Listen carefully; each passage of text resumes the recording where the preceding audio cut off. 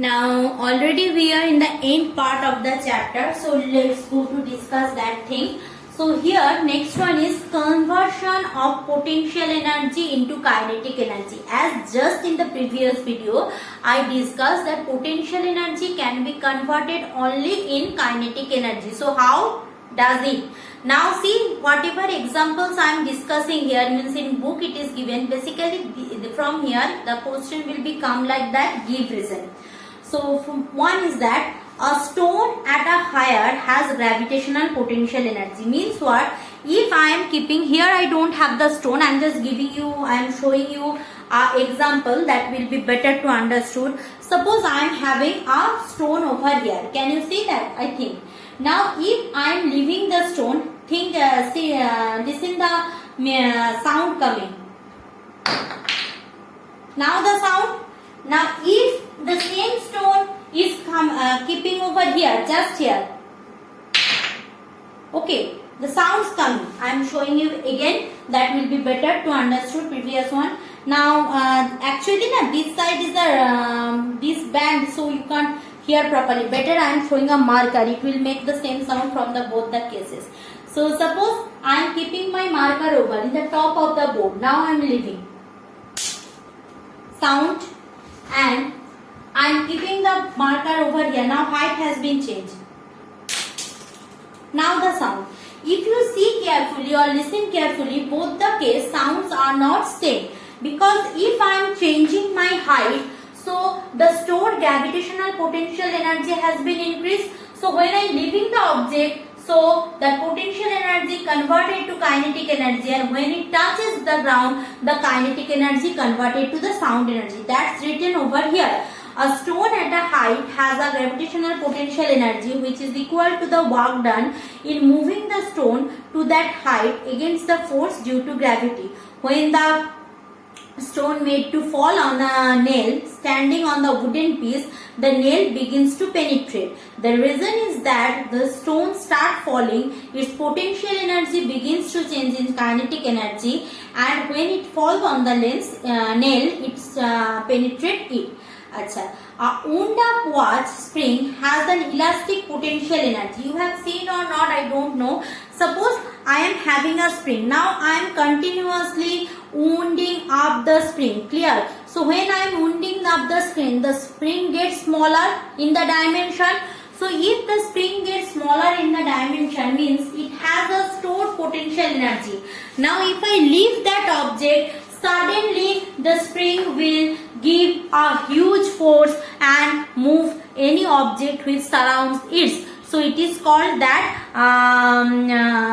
what I am telling about, it is called regarding that potential energy, stored potential energy converted to the kinetic energy. Similarly, the string of a bow is pulled, some work is done with the stored deformed. See, right now I don't have that bow and string, I am having a rubber band. I am showing you by that only. Just wait for a while.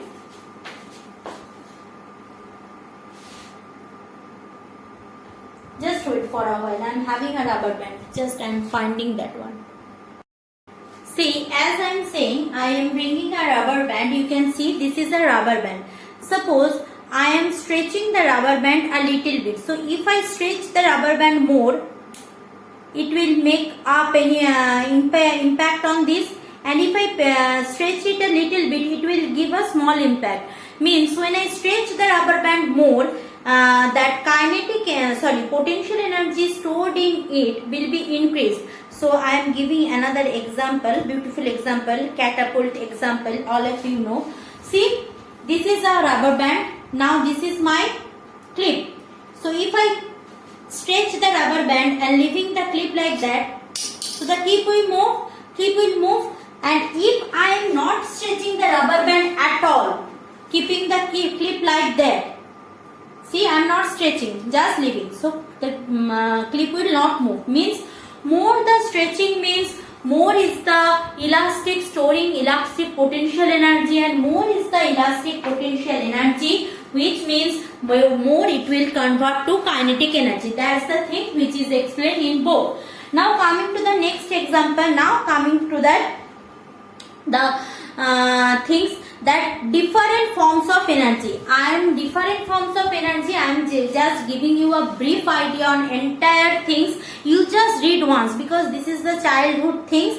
You just read once. The different forms of energy given here: solar energy, heat energy, light energy, chemical energy, hydro energy, electrical energy, nuclear energy, geothermal energy, wind energy, sound energy, magnetic energy, mechanical energy, and etc.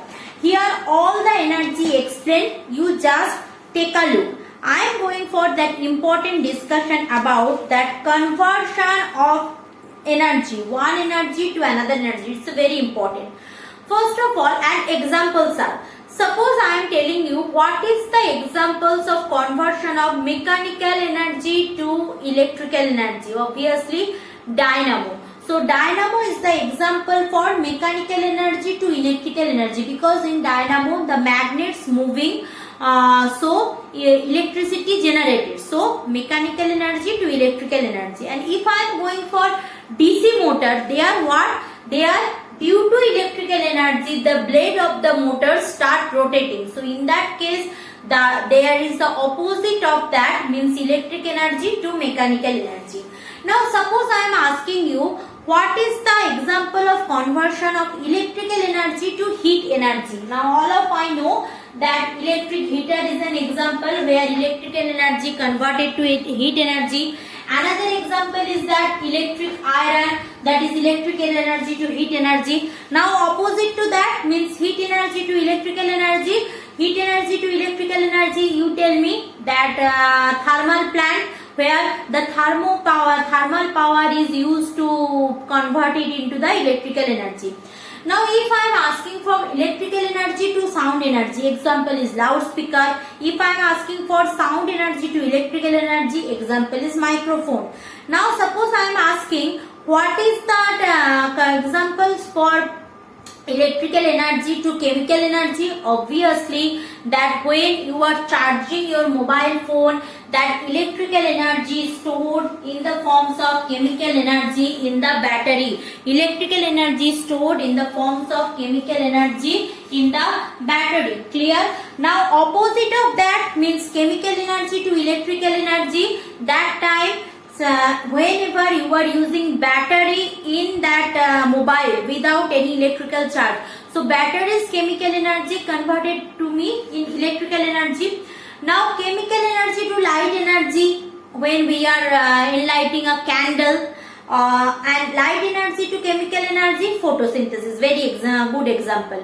Now electrical energy to light energy, obviously electrical bulb, and light energy to electrical energy, solar cell. So here so many examples given. See once, detailed discussion not required, just examples and how the energy conversion going on. Detailed discussion not required, how the things going on. Just read once, that will help you a lot. I think so. Clear class? So that's all for that chapter. And conservation of energy is not included in your syllabus, means no need to read 2C. Okay, 2C is not included. And but right now I will give, with this video I will give that PDF, means the page what you need to read. Clear? Conservation of, see, basically this is not in your syllabus, but since work per energy is very important for class 11, that's why we are keeping it. So 2C, chapter 2C not required at this time, because right now if I want to explain that, so it will be very difficult for you. Better I will explain it in class 11, those who will take science. And for this time up to 2B is more than enough for your syllabus. Means only exercise question answer remain. Theory part completed. Read once. Any problem, next week I am having class. Please do ask there. Thank you class.